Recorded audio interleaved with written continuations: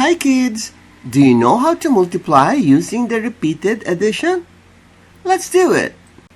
In these 10 boxes, the addends will stay. Ano ba ang mga addends? Ito yung mga numbers na i-add natin. Manito. Ito ay nagbibigay ng senyales na ito ay kalahati ng 10 boxes. Ito ang first 5 boxes. 1, 2, 3, 4, 5. And of course, pagkatapos niyan ay 6th, 7th, 8th, 9th, and 10th boxes. Itong boxes na nasa ilalim, ito ay mga sum o result of addition which is called sum. Let's try to add the following numbers.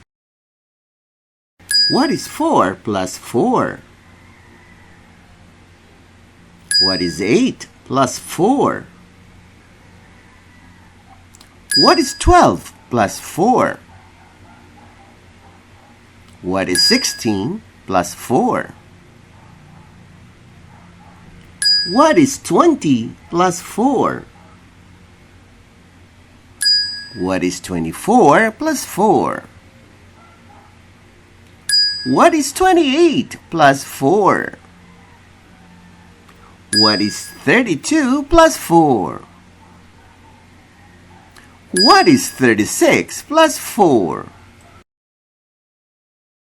IVFC makes math easy. Walang kulelat sa math. Walang kulelat sa math. A campaign on numeracy brought to you by I Volunteer for Filipino Children.